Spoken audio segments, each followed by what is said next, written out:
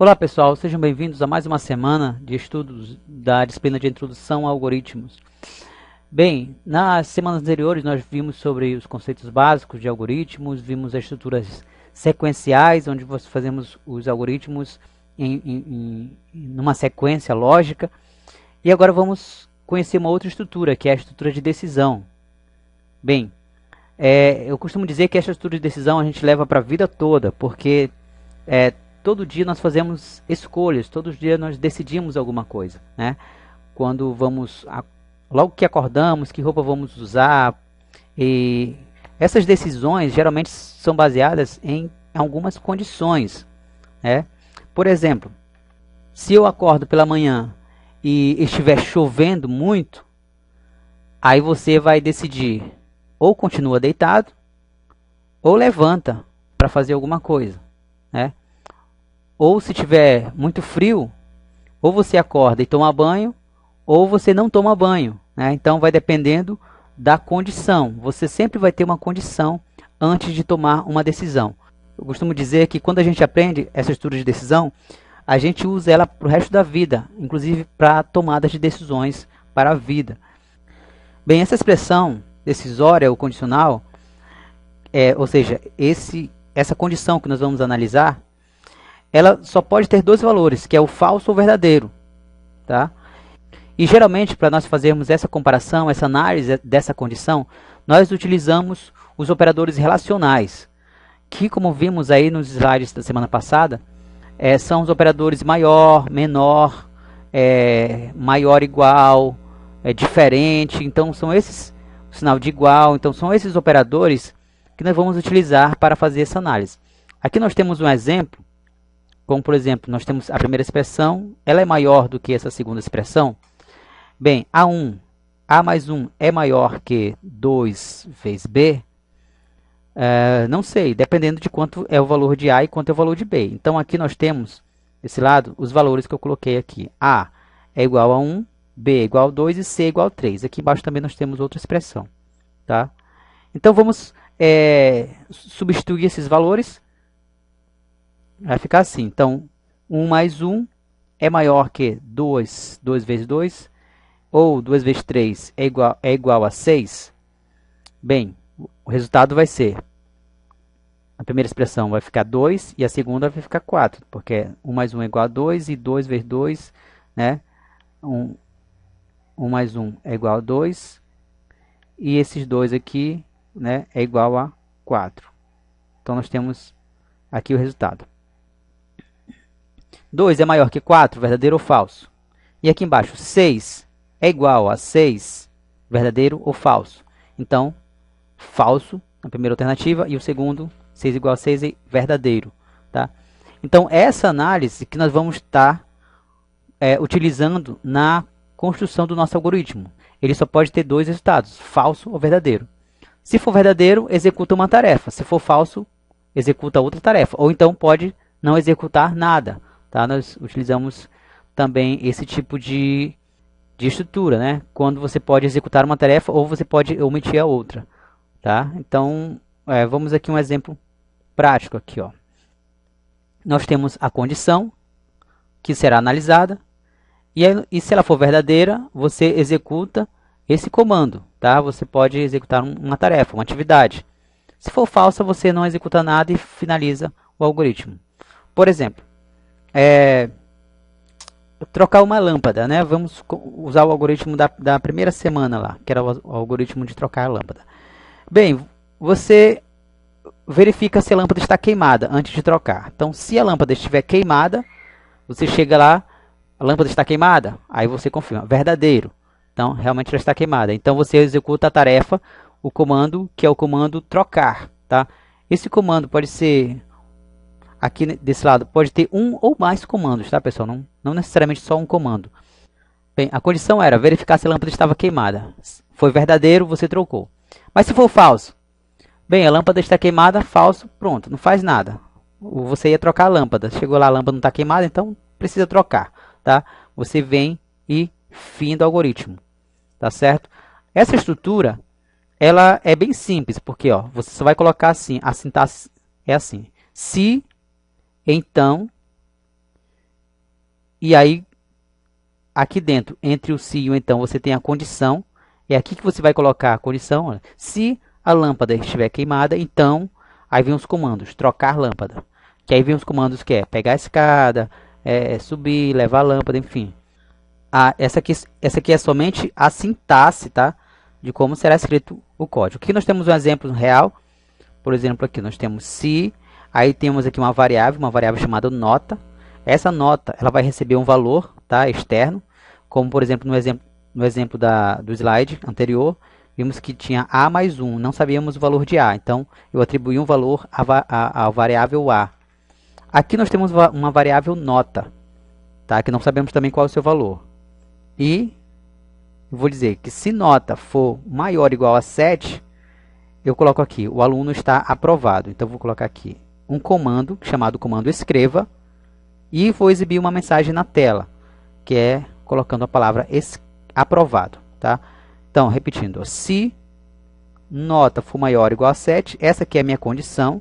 Tá? Se essa condição for verdadeira, a nota é maior que 7, então você escreve aprovado na tela. Tá? Se não, não escreve nada. Tá? Vamos ver como fica esse exemplo na prática. Bem, aqui nós temos, vou criar aqui a variável nota, do tipo real. E eu poderia colocar assim, ó, direto, se nota for maior igual a 7, então, sem acento, tá, pessoal? Aí vou colocar um comando aqui dentro. O comando escreva. Vou exibir uma mensagem na tela. Escreva aprovado. Ok. E aí eu finalizo o bloco fim se. Vou finalizar esse bloco. Pronto.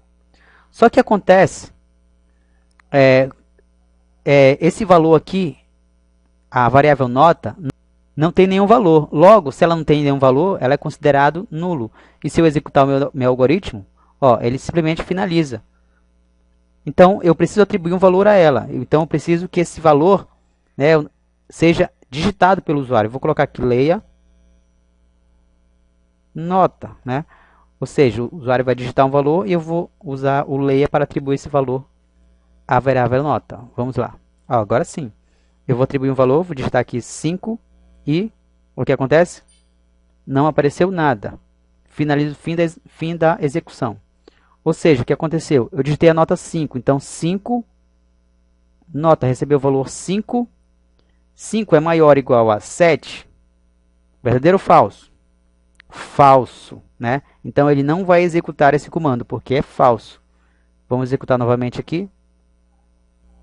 Vou digitar 8. Apertar Enter agora, atenção. Olha, apareceu agora a palavra aprovado. Por quê? O 8 ele foi atribuído à variável nota, tá? Aí chegou aqui, ó, nota, ou seja, 8, tá? Tanto faz. 8 é maior ou igual a 7? Sim, verdadeiro. 8 é maior ou igual a 7. Então, escreva aprovado, tá? Ou seja, essa é a minha condição. Ele só vai escrever essa mensagem aqui na tela do usuário se essa condição for verdadeira. E agora, eu vou digitar 7. 7 apareceu aqui aprovado. 7 não é maior que 7, né? Mas é igual. Então, 7, a minha expressão está dizendo aqui, ó, maior ou igual a 7. Tá? Então, escreva a palavra aprovado e escreveu aprovado. Então, muito cuidado quando você for criar o algoritmo. Tem gente que já quer fazer análise, às vezes esquece do igual. Tem que ver todos os detalhes, se ele tem que ser maior ou igual a 7. Tá? Mas vamos deixar mais interativo, vou colocar uma expressão aqui na tela do usuário antes, para ele digitar um valor. Digite um valor. Pronto, então espaço. Esse valor que ele digitar é o que vai aparecer aqui, é o que vai ser atribuído a essa variável. E aqui no final do meu algoritmo, eu vou digitar, vou exibir outra mensagem, tá? Na tela. Vou colocar assim, ó, parabéns. Então pronto, vou digitar agora a expressão 5, ó, apareceu aqui, digite um valor, ficou melhor agora pra gente. E apareceu somente parabéns.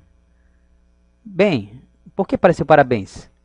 Porque ele veio daqui de trás, tá? O meu algoritmo. E aí atribuiu o 5 à variável, comparou 5 é maior que 7, falso. Então não digitou esse comando aqui e veio para o final aqui, ó, digitar o próximo comando. Esse próximo comando, perceba que ele está fora do se. Tá? Ele não está dentro do se. Então, se começa aqui, o se, então, é bem que eu finalizo ele, ó, fim se.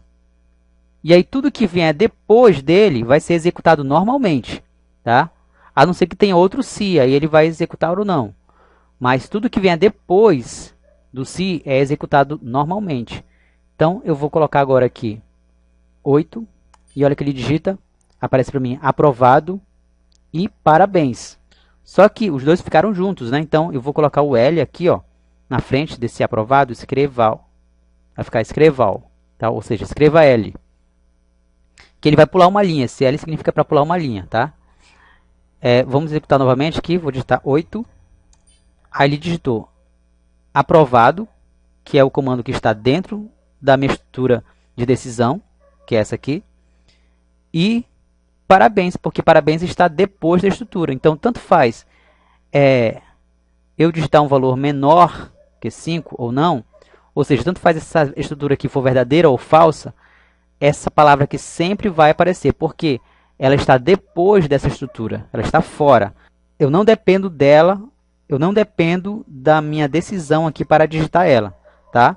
Se ela estivesse aqui dentro, aí sim, ela só ia aparecer caso esse valor fosse verdadeiro, tá? Mas como ela não está, ela está fora do se, ela vai aparecer sim.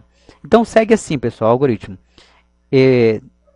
A tua estrutura sequencial, quando chega na estrutura de decisão, ele vai comparar se é verdadeiro ou falso. Se for verdadeiro, ele digita, executa os comandos que tem aqui dentro, e aí continua, tudo que tiver para baixo, ele continua executando normalmente, tá? Ele não vai direto para o fim, como foi o exemplo agora da estrutura do diagrama de blocos, tá?